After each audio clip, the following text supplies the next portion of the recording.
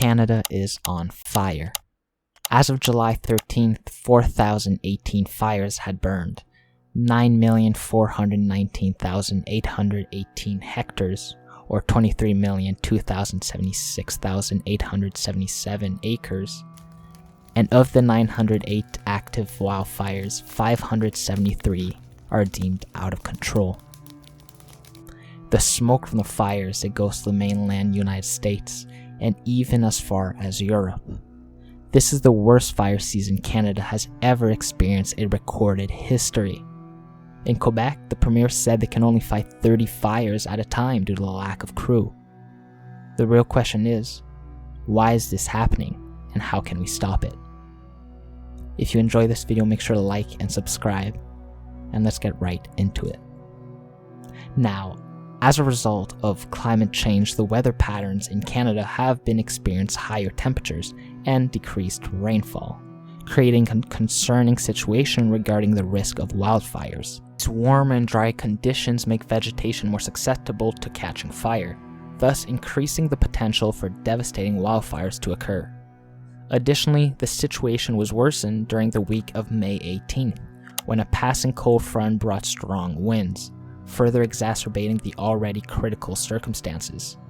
Bill Blair, the Canadian Minister of Public Safety, expressed his concerns by stating that these early season conditions are unprecedented. He emphasized that due to the impact of climate change, it's likely that similar extreme weather events will continue to rise in both frequency and severity across the country. In addition to climate change, forest management practices have also played a role in the occurrence and severity of wildfires in Canada. Historically, Canada's approach to forest management has prioritized fire suppression, leading to the accumulation of dry vegetation on the forest floor. This buildup of fuel has contributed to the increased risk of a larger and more hazardous fire.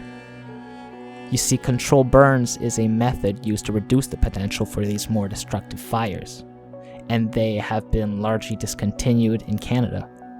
These burns help to manage vegetation and mitigate the risk of uncontrollable fires. However, obtaining permission for controlled burns has become more and more challenging, particularly for Indigenous groups, who have been traditionally the ones who've employed these practices and are disproportionately affected by these wildfires. Furthermore, Canada lacks a centralized national firefighting service, and local firefighting resources have been strained due to budget cuts. This limited capacity to respond to wildfires has further complicated the situation and hindered effective fire management efforts. You see, approximately 50% of wildfires in Canada are ignited by lightning strikes, and the frequency of these strikes and resulting fires have been amplified by climate change. Lightning-caused fires are responsible for around 85% of the land that is burned during these wildfires. And these fires often occur in clusters and tend to be located in more remote areas. The remaining 50% of wildfires in Canada are human-caused, typically as unintended consequences. Common source of human-caused fires include discarded cigarette butts, improperly extinguished campfires, and sparks from breaking trains. We've also seen the rise of some theories, I could say. Claims of arson has circulated in social media, but it's important to note that arson is generally not a primary cause of wildfires in Canada. The increase in wildfires globally has resulted in pollution that poses significant and enduring risks to human health. Moreover, the carbon emissions from these wildfires have reached an alarming rate. In fact, the wildfires emission in Canada during the first half of 2023 have already broken the annual record, contributing to the overall carbon footprint and exacerbating the challenges posed by climate change. It's crucial to address these factors comprehensively to mitigate the impact of wildfires on both the environment and human well-being.